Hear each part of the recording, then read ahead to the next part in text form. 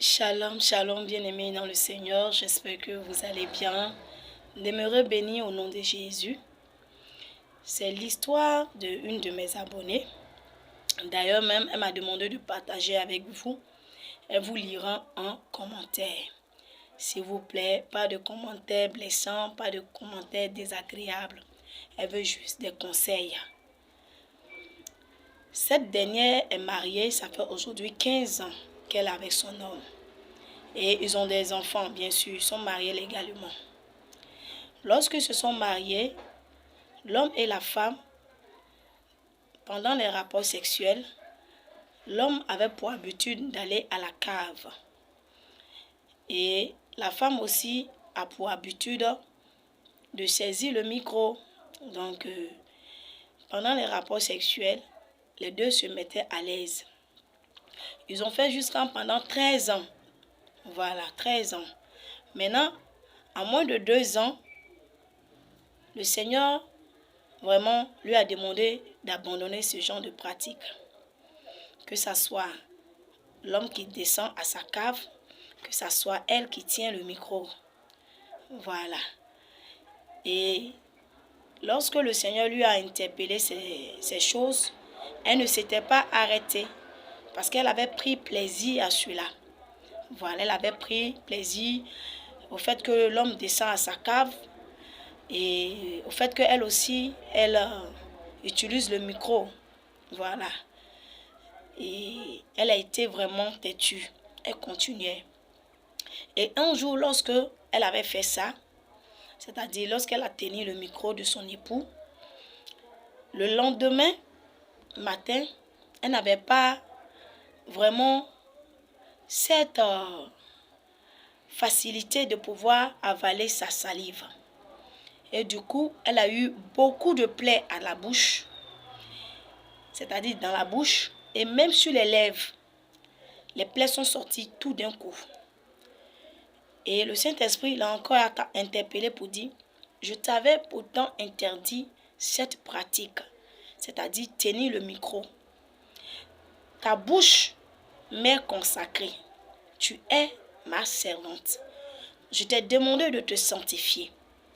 Ta bouche que tu prends pour faire l'intercession, pour faire la louange, tu ne dois pas utiliser cette bouche pour tenir le micro. Ce qui appartient à ton homme là, ça doit être dans ta cave, pas dans ta bouche. Et là, elle a interpellé son époux. Elle lui a dit, ah, voici ce que le Seigneur m'a maintes fois dit. Mais je n'ai pas considéré cela. J'ai tenu tête. Et je pense que je vais arrêter. Vu qu'il y a eu beaucoup de plaies qui sont sorties sur ma bouche, c'est un avertissement. Je préfère obéir à Dieu. Et elle dit que quand elle a dit ça à son époux, il n'a pas réagi, il n'a pas parlé. Mais à chaque fois, quand ils allaient ensemble, il lui imposait qu'elle puisse encore utiliser son micro. Malgré plusieurs avertissements, l'homme ne veut pas comprendre. Et l'homme la menace même pour dire que si elle ne veut pas que lui descende à sa cave, et si elle ne veut pas que elle ne veut pas tenir son micro à lui, il risque d'aller ailleurs. Je vous dis que 15 ans de mariage, ils ont fait ça pendant 13 ans. L'homme descendait à la cave, la femme aussi tenait le micro. Mais pendant ces 15 ans-là, dans les 15 ans, pendant 2 ans, le Seigneur lui avait interpellé d'arrêter. Mais elle était têtue. Et aujourd'hui, malgré l'avertissement du Seigneur, l'homme refuse de comprendre.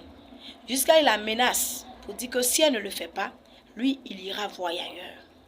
Et cet homme est bel et bien un chrétien. C'est un chrétien. Maintenant, la femme dit, lui, elle est restée ferme pour dire non, elle ne peut pas le faire. Elle ne peut pas le faire. Puisque l'homme décide d'aller manger ailleurs, parce qu'elle refuse qu'il descende à sa cave, elle refuse de tenir son micro, il veut aller voir ailleurs. Et voici que l'adultère va rentrer dans le foyer.